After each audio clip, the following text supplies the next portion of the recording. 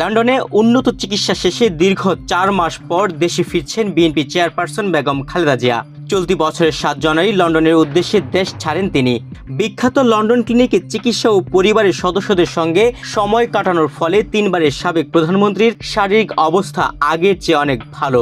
বেশ কিছুদিন ধরে তার দেশে ফেরা নিয়ে চলছে নানা জল্পনা কল্পনা।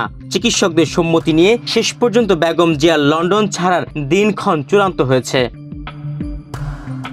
আগামী 5 মে দেশের উদ্দেশ্যে লন্ডন ছাড়বেন বেগম খালেদা জিয়া। কাতারের আমিরের পাঠানো যে এয়ার অ্যাম্বুলেন্সে লন্ডন গিয়েছিলেন সেই অ্যাম্বুলেন্সে ফিরবেন বিএনপি চেয়ারপারসন। ইতিমধ্যে সেই বিষয়টি নিশ্চিত করেছেন কাতার। এখন চলছে চূড়ান্ত প্রস্তুতি।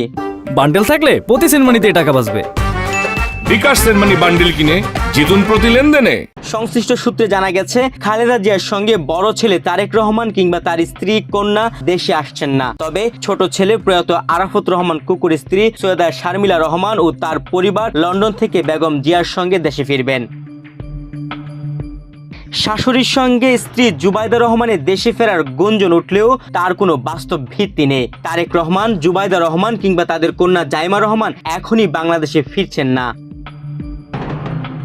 খালেদা জিয়ার জন্য এয়ার অ্যাম্বুলেন্সের ব্যবস্থা করতে গত সপ্তাহে বিএনপি মহাসচিব মির্জা ফখরুল ইসলাম আলমগীর পররাষ্ট্র উপদেষ্টা মোহাম্মদ তৌহিদ হোসেনকে চিঠি দিয়েছেন। তাতে বলা হয়, খালেদা জিয়ার শারীরিক অবস্থা স্থিতিশীল, তবে আশঙ্কা মুক্ত নন। শারীরিক অবস্থা বিবেচনায় চিকিৎসকরা বিশেষ এয়ার অ্যাম্বুলেন্সে করে দেশে আসার পরামর্শ দিয়েছেন। অন্যদিকে বিএনপির পক্ষ থেকে সরাসরি কাতারে যোগাযোগ করা হয়। দ্বিমুখী এই প্রচেষ্টায় এয়ার অ্যাম্বুলেন্স পাওয়ায় বিষয়টি নিশ্চিত হয়েছে।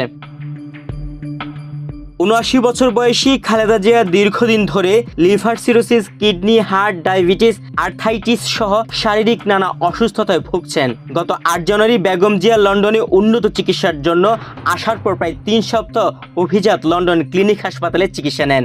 হাসপাতাল ছাড়ার পর থেকে কিংস্টনে বড় ছেলে তারেক রহমানের বাসায় অবস্থান করছেন বিএনপি চেয়ারপারসন। তুহিন ভুইয়া, বাংলাদেশ প্রতিদিন।